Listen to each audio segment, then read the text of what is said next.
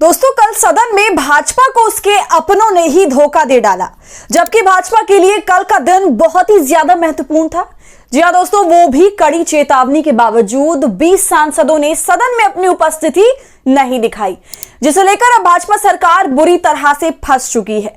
तो किस मामले से जुड़ा है ये सारा विवाद, बताएंगे आपको इस वीडियो में। साथ ही ईवीएम और बैलेट पेपर को लेकर सदन में कितनी बड़ी गड़बड़ी हुई है ये भी आपको बताएंगे और साथ में पूरा विश्लेषण करेंगे। तो वीडियो को आप अंत तक जरूर देखिएगा।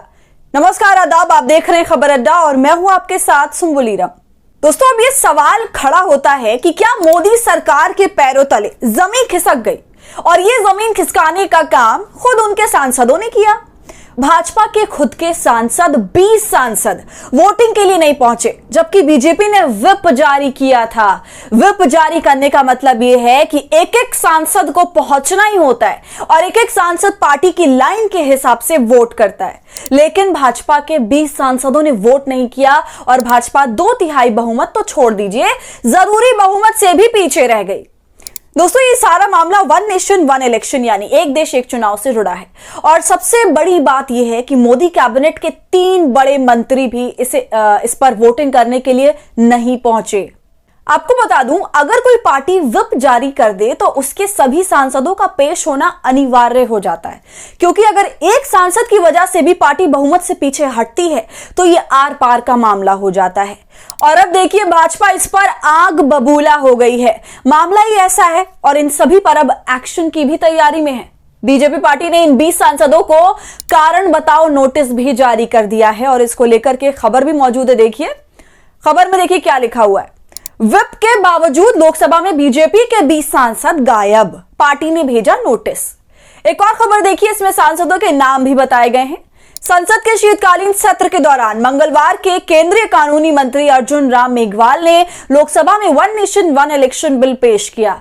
इस बिल के लिए लोकसभा में वोटिंग कराई गई। इस दौरान भाजपा के कई सांसद मौजूद नहीं थे, जिसमें मोदी कैबिनेट में शामिल 3 बड़े मंत्रियों नितिन गडकरी, गिरिराज सिंह और ज्योतिरादित्य सिंधिया के भी नाम शामिल है। सूत्रों के मुताबिक अब पार्टी गैर हाजिर रहने वाले सांसदों को नोटिस भेजेगी। तो कल संसद के अंदर ये सब हुआ। वन नेशन वन इलेक्शन जो मोदी जी का ड्रीम प्रोजेक्ट था, वो लेकर जो चल रहे हैं, उसी के बिल को कल सरकार ने संसद में पेश कर दिया। और देखिए, उनके ही सांसदों ने इतना बड़ा चकमा भाजपा को दिया। और हैरानी की बात है कि सभी 20 के 20 सांसदों को एक साथ ही दिक्कत आन पड़ी कि वो आ ही नहीं पाए, या उन्होंने व्हिप जैसी चेतावनी को सीरियस नहीं लिया। क्योंकि दोस्तों, 20 का आंकड़ा बहुत बड़ा आंकड़ा है और अब पार्टी ने इन लोगों को नोटिस भी जारी कर दिया है। और ये तो चौंकाने वाली बात है कि नितिन गडकरी, जिन्होंने एक पूरा का पूरा मंत्रालय संभाला हुआ है, पार्टी के शीर्ष नेताओं में से एक हैं, वो भी नहीं आए। और ऐसा करके इन सांसदों ने भाजपा का काम खराब कर दिया। खैर, इससे पहले भी भाजपा बिल के मामले में मुंह की खा चुकी है। अब चाहे वो लेटरल एंट्री वाला बिल हो, ब्रॉडकास्ट बिल हो या वक्फ बिल हो, और अब देखिए वन नेशन वन इलेक्शन वाले बिल में भी भारतीय जनता पार्टी को गच्चा ही मिल रहा है।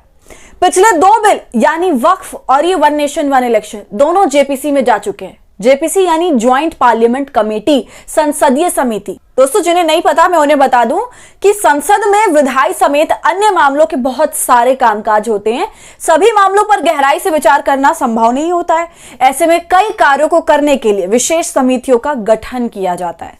अलग अलग कार्यों के उद्देश्य से विभिन्न प्रकार की समिति गठित की जा सकती है और यह भी उन्हीं में से एक है।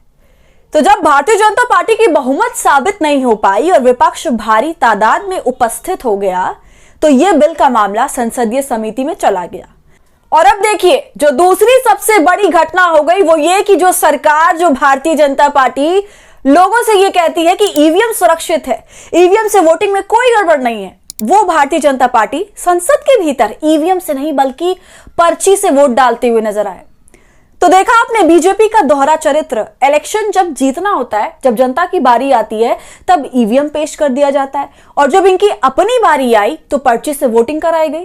तो ऐसा क्यों, जबकि संसद के भीतर ईवीएम मौजूद थी, लेकिन फिर भी। और इस प्रक्रिया में भी खूब झालमेल हुआ है। जी हाँ, पहले तो ईवीएम को लेकर पूरा दिशा निर्देश समझाया जाता है, फिर ईवीएम से वोट भी पड़ते हैं, मगर उसमें गड़बड़ी हो जाती है। फिर देखिए, स्पीकर ओम बिरला कहने लगते हैं कि हम दोबारा पर्ची से वोटिंग कर लेते हैं। मतलब अपने मामले में कोई दिक्कत हो रही है तो उसे फौरन सुलझाना है, मगर जनता की बैलेट पेपर की मांग को लात मारना है। देखिए दोस्तों, आपकी स्क्रीन पर जो अभी आंकड़ा दिख रहा है वो ईवीएम का है और ये आंकड़ा गड़बड़ आया है।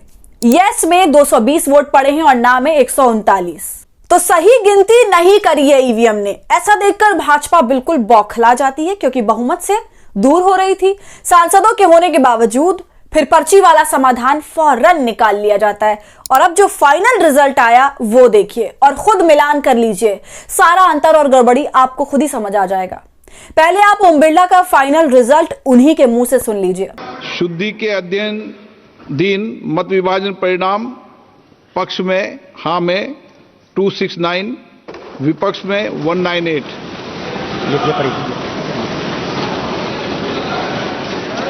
तो सुना आपने दोस्तों, कितना अंतर निकला। पर्ची से वोटिंग करने के बाद हाँ बोलने वालों में 70 वोट की बढ़ोतरी हुई।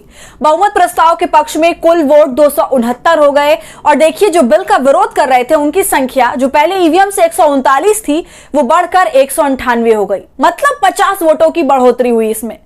तो इतनी बड़ी गड़बड़ी देखने को मिली, जबकि वोटिंग संसद में हुई है, जनता के बीच भी नहीं हुई। संसद में तो गिने चुने लोग होते हैं, ज्यादा भीड़ होती भी नहीं है कि मशीन ही पगला जाए। खैर, ज्यादा लोग हो तब भी ऐसा तकनीकी फेलियर नहीं होना चाहिए। और दोस्तों देखिए, भारत जिसमें ईवीएम से एक लंबे समय से चुनाव होता आ रहा है, जिसमें अब तक तो हमारे देश को ईवीएम के ऊपर महारत हासिल कर लेनी चाहिए थी, ये जो संसद में हुआ वो बहुत ही शर्मनाक है और ईवीएम की असलियत दिखाता है। और यह भी दिखाता है कि बहुमत से दूर भाजपा जैसे ही हुई वैसे ही वो छटपटाने लगी और पर्ची वाला सुझाव स्पीकर के द्वारा फौरन दिलवा दिया गया। तो ऐसा होता है सारा खेल। और संसद में फिलहाल 543 सदस्यों की संख्या है और ये पूरी संख्या संसद में मौजूद भी नहीं थी।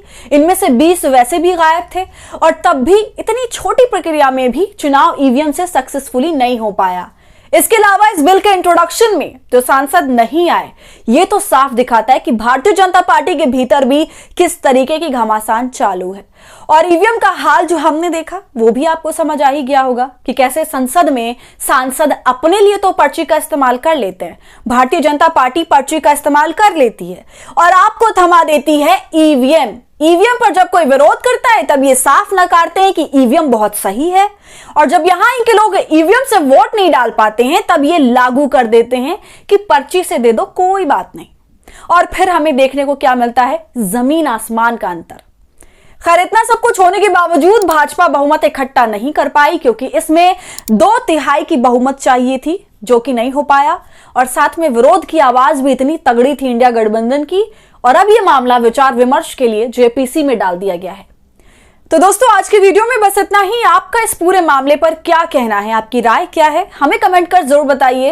वीडियो पसंद आई हो तो इसे लाइक और शेयर करें और खबर अड्डा को यूट्यूब पर सब्सक्राइब कर लें।